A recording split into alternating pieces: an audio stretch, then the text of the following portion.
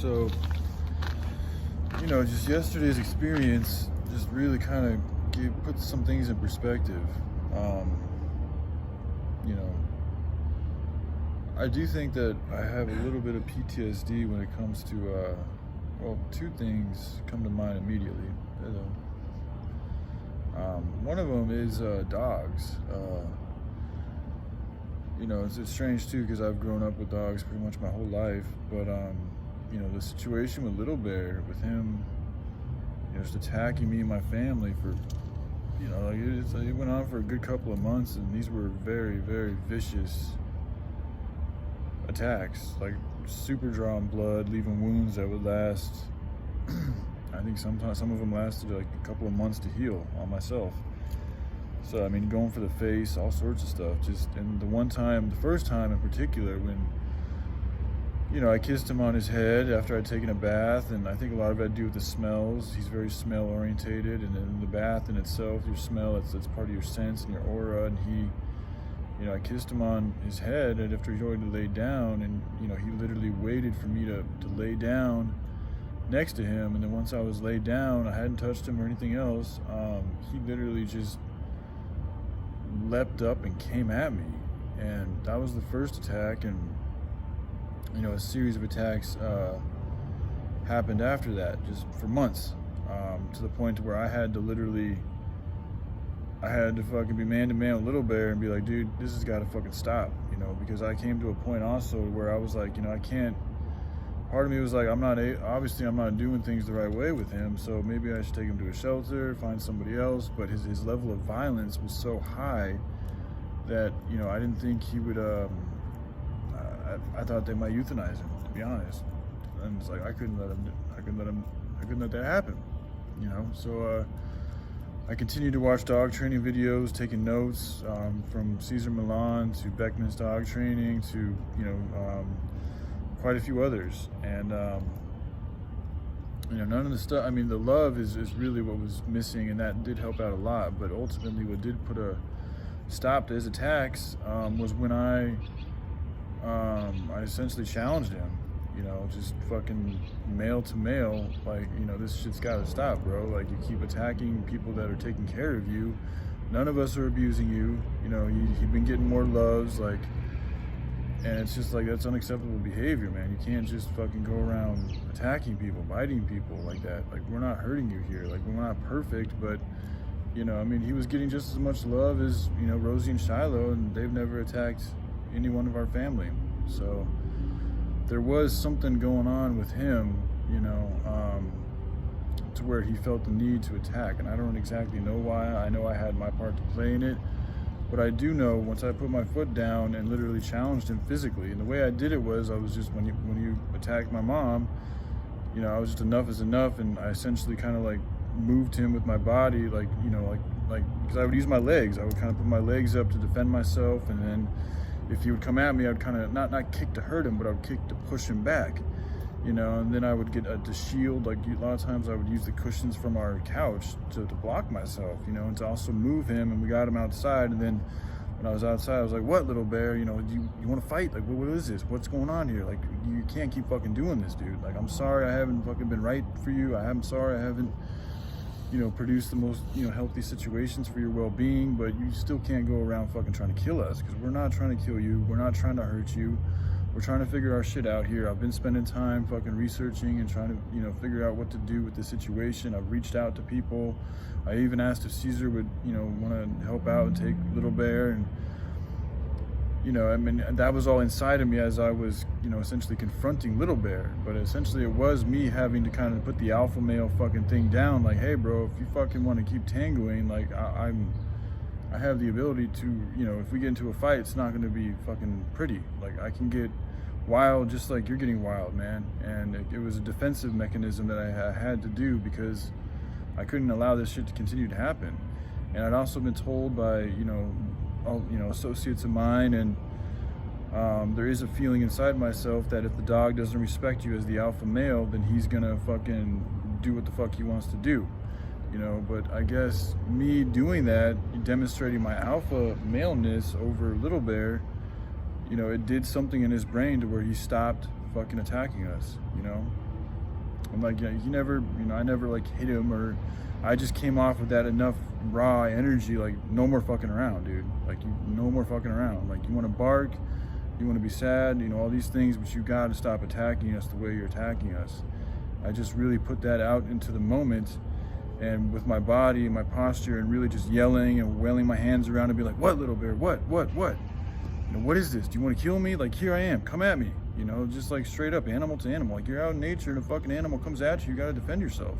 That's exactly what's happening. But I'm not going to have my parents defend themselves because they're elderly, and my responsibility is I brought them into the situation. So it was up to me to fucking defend, and then also, in some senses, go on the offensive and let them know, like, hey bro, if you want to fucking tango, this is what you're tangoing with.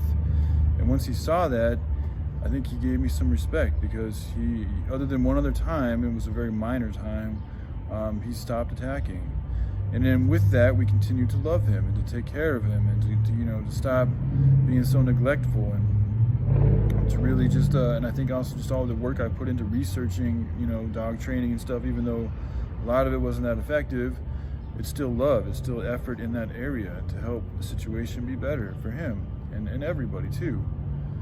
But I bring this up because, yesterday chilling with the buddies, these are different buddies than the buddies that I've talked about in the past. I don't want to use names because this is a public fucking internet thing and anybody can hear, and so yeah, just different buddies. Like, part of me feels PTSD from, the way things have turned out with a particular buddy and another buddy, Joshua. Part of me is like, I almost, sometimes I don't feel like I'm worthy of being a friend or of being loved, and to feel like I to be honest, like right now I'm feeling like these dudes actually really actually care for me enough to just unconditionally, like there's a level of unconditional love that seems to be in their essence and in their words that I experienced yesterday, that I haven't felt even with Joshua. Like, it was more of we have more of a work-based relation. We have more of a work-based relationship. He's my guardian angel. He's God, so he has a responsibility, a duty to take care of his kids, and him calling me best friend and stuff. And it's like, well, it's, in some senses, I hear what he's saying, because our souls and our spirits, he's God, and I'm kind of like the thumb on the finger of God. So there's a level of just connection that I'm not really going to be able to find with too many other people other than Joshua. But even when we first met, like, there is a way about him where he kind of just, like, if things aren't clicking, he'll just kind of dip out, and fucking, it's kind of his way of teaching in a sense. And I guess that's where things get mixed up between him being God and a teacher, and then also trying to be friends. So I'm sure it's not easy for him, man. And I'm sure I did a lot of things that upset him as a friendship too, but it's just a little bit more complicated with him, because there is some serious work that we got to get done. So sometimes being friends can get in the way of that, because you want your friends to listen to your feelings and this and that. But then from Josh's perspective, he's always thinking about the children and the mission that needs to be done. And so I get why that happened and everything. And other friends of mine that have chosen to abandon from me and to essentially steal from me, it's like that. Even though I had that coming to me karmatically, I still can't deny that it has had like an effect, like a PTSD effect on being in relationship with anybody. Like, it's just hard. I think there's something in me that's hesitant to want to trust other people and to really open up, because sometimes I feel like they move away, once they see the real me, like the real me, because I do have a desire to want to appease people. I do want, not like to float their boat about bad bullshit, but I do have something in me that wants to help make people feel better. And so I use my words to try to bring about positive emotions in people and stuff. And maybe I push that a little bit too far, because if you're not feeling good, then you shouldn't just try to push that away and just focus on good. You should try to go into that feeling and see what's there and why you're not feeling good, and express that. But you can get too hell-bent on that too, so you got to be careful. It's a game you got to play, in my experience. But anyways, I just wanted to really make this video for any of my buddies that may watch it, to let them know that I hope I didn't offend you guys with was saying I'm lonely and I need a female, and seeing you guys was great. It's just, it also just kind of put things in perspective and where I am, and I have spent a lot of time with guy friends, but I'm very grateful to have you guys, and I felt the love there, and at the end of the day, that is what the love means more than anything, man. So knowing that you guys are there and that you really care about me, to whatever level you may be, but I really felt it. It does mean a lot, and